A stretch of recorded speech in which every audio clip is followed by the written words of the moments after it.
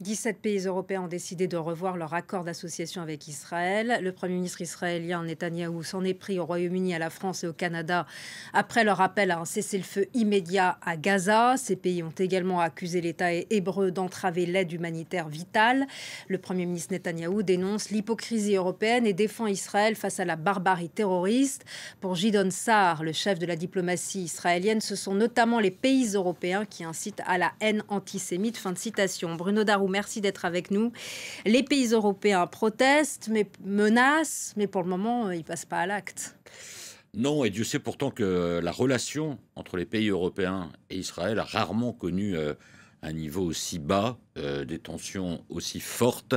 Vous avez cité les dernières déclarations de Gideon Sa'ar, le ministre israélien des Affaires étrangères, et de Benyamin Netanyahou. Benyamin Netanyahou qui a également déclaré que la France, la Grande-Bretagne, le Canada, en citant leurs dirigeants, étaient du mauvais côté de l'histoire. Les Israéliens qui disent qu'en fait, effectivement, la haine antisémite est favorisée par les dirigeants de ces pays, juste après, évidemment, ce qui s'est passé à Washington, qui s'est donc déroulé sur le territoire américain. Alors en fait, les Israéliens n'apprécient pas du tout la remise en cause de l'accord d'association, qui est envisagé, hein, justement, c'est pas encore fait. Ils n'apprécient pas du tout le fait que des pays, notamment comme la France et la Grande-Bretagne, envisagent de reconnaître l'État palestinien. Alors pourquoi précisément la France et la Grande-Bretagne? Tout simplement parce que ces deux pays sont au siège, font partie du Conseil de sécurité de l'ONU, et évidemment ça aura un impact et un retentissement encore plus important que d'autres pays qui reconnaissent l'État palestinien. Certains États européens l'ont déjà fait, comme l'Espagne par exemple. Donc tout ça fait qu'il y a une vive tension. Mais comme vous le dites, les Européens prennent de plus en plus leur distance, disent qu'ils vont faire ceci et cela, et peut-être encore ceci. Mais pour le moment, il n'y a rien de concret, parce qu'il faut bien comprendre que pour les Européens, c'est en même temps très difficile de rompre les liens à ce point, que ce soit des liens alors de défense, bien sûr, des liens économiques, commerciaux, des liens culturels, ou même de les suspendre avec Israël, parce qu'il y a une histoire quand même qui est très imbriquée depuis l'origine de l'État hébreu. Les États européens ont été là pour soutenir Israël. Bon, après la guerre des 6 jours, les choses se sont un peu compliquées, mais enfin, le soutien était quand même là, les relations étaient fortes, et pour les Européens, Israël, c'était un peu the démocratie au Moyen-Orient, un État, un exemple. Et donc les Européens disent aujourd'hui, c'est pas possible qu'un État démocratique se comporte de cette manière, parce que c'est un État démocratique. Et en face, Benyamin Netanyahou reste dans sa logique en disant nous sommes en guerre, nous luttons contre la barbarie.